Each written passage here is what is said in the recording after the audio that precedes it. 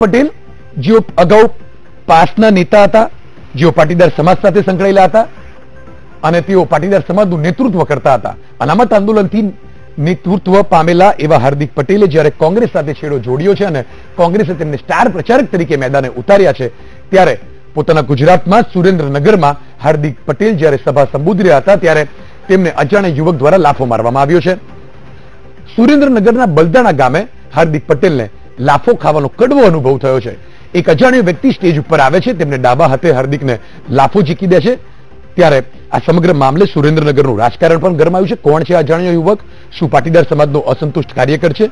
શું હાર્દિક પટેલનો વિરોધી છે કે શું કોઈ ભારતીય જનતા પાર્ટીનો નેતા છે? આ સમગ્ર સવાલ ઉભા થાય છે. ત્યારે કોણ છે આ અજાણ્યો યુવક તે હવે તપાસનો વિષય છે. જોકે ત્યાં ઉપસ્થિત હાર્દિક પટેલના અને કોંગ્રેસના સમર્થકોએ આ વ્યક્તિને પકડી તેની ધુલાઈ કરી અને તેને પોલીસના હવાલે કર્યો છે. તમે વીટીવી સ્ક્રીન ઉપર જે દ્રશ્યો જુઓ છો તેમાં અજાણ્યા યુવકને ત્યાંના લોકો માર મારી રહ્યા છે. ત્યારે પોલીસ કર્મીઓને તેને બચાવવાનો પ્રયત્ન પણ કરી રહ્યા છે.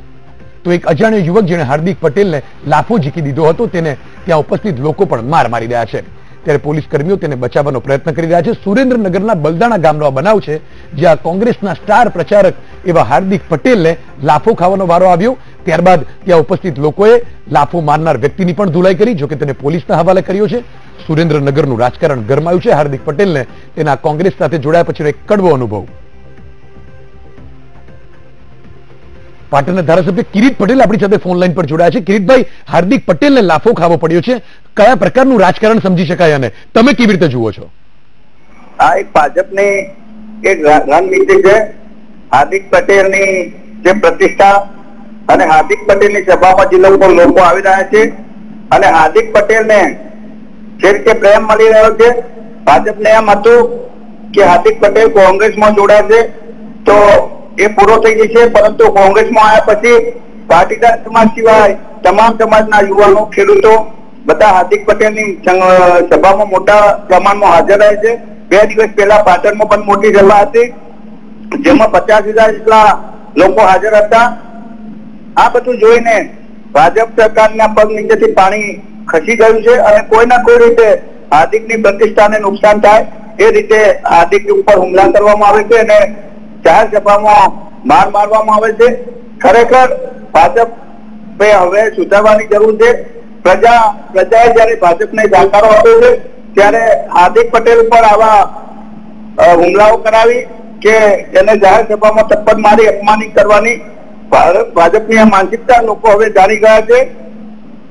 હજુ સુધી ભાજપની સભામાં કોઈ મોટા લોકોની સભામાં પણ લોકો આવતા નથી અને હાર્દિકની સભામાં લોકો આવે છે એટલે ભાજપ આ કરવાનું, પણ એનાથી અમે હાર્દિક પટેલ ડરવાના નથી.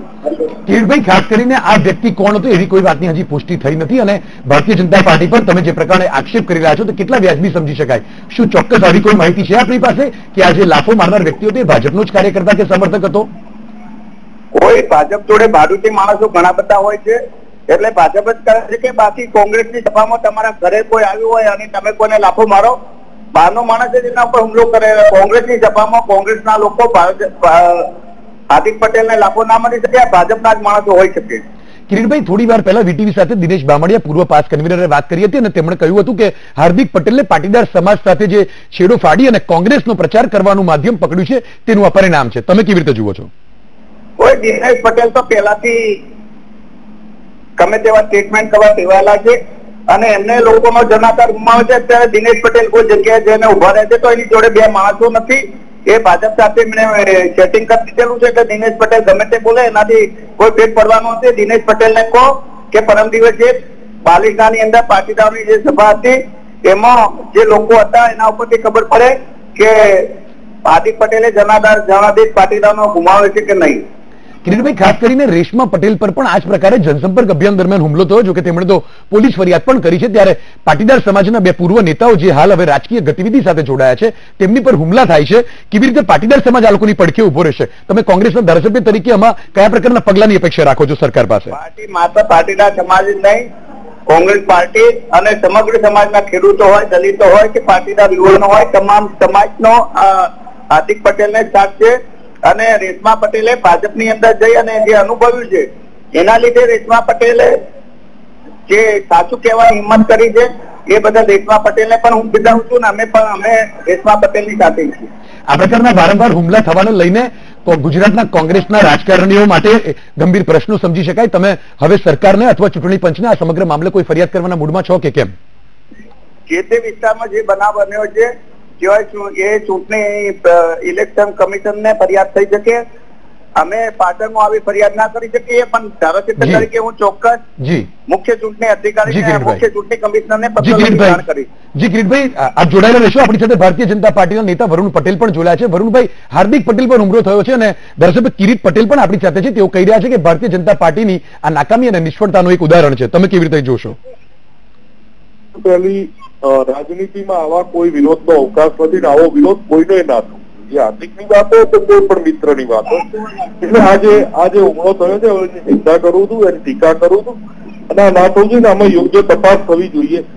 પણ કોંગ્રેસ સાથે વિચારવું જોઈએ કે એવા તો કયા કારણો છે કે જેનાથી કોંગ્રેસના કાર્યકરો કોંગ્રેસના નેતાનો વિરોધ કરી રહ્યા છે.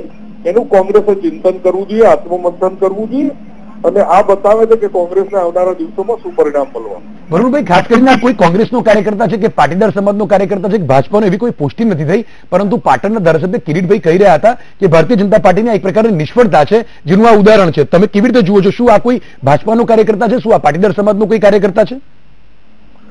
જો ભારતીય જનતા પાર્ટીનો કાર્યકર્તા કોઈ દિવસ કોંગ્રેસની સભામાં હોય નહીં. એટલે આ કોઈ એ જે વાત થઈ રહી છે વાહિયાત વાત થઈ રહી છે અને દરેક વાત ભારતીય જનતા પાર્ટી સાથે જોડી દેવી, ભાજપના પરિપ્રેક્ષમાં જોડી દેવી, એ વાત મને ક્યાંક વ્યાજબી લાગતી નથી. એટલે આ કોંગ્રેસનો અંગત પ્રશ્ન છે. પણ મેં જે કીધું કે મારી લાગણી પૂરેપૂરી હાર્દિક સાથે છે. હાર્દિક સાથે આ વસ્તુ થવી ના જોઈએ. જે થઈ રહ્યું છે એ બહુ ખોટું થઈ રહ્યું છે. ગુજરાતની રાજનીતિમાં આવી હિંસાને ક્યાંય પણ અવકાશ નથી. વરુણભાઈ, ખાસ કરીને રેશમા પટેલ પણ જયારે વંથલીમાં જનસંપર્ક કર્યા હતા ત્યારે તેમની પર પણ હુમલો થયો અને થોડા સમયમાં જ હાર્દિક પટેલ પર અત્યારે સુરેન્દ્રનગરના બલદાણામાં હુમલો થયો. પાટીદાર સમાજના બે મોટા નામ કહી શકાય જેઓ યુવા રાજનીતિ સાથે શરૂ થયા અને હવે રાજકીય પક્ષો સાથે ચૂંટણી લડી રહેવાના અને ચૂંટણીના પ્રચાર અભિયાનમાં જોડાયા છે, ત્યારે તેમની પર હુમલા થાય છે. કેટલી મોટી ગંભીર બાબત કહી શકાય? બહુ જ ગંભીર બાબત છે અને મેં તમને કીધું કે ગુજરાતની રાજનીતિમાં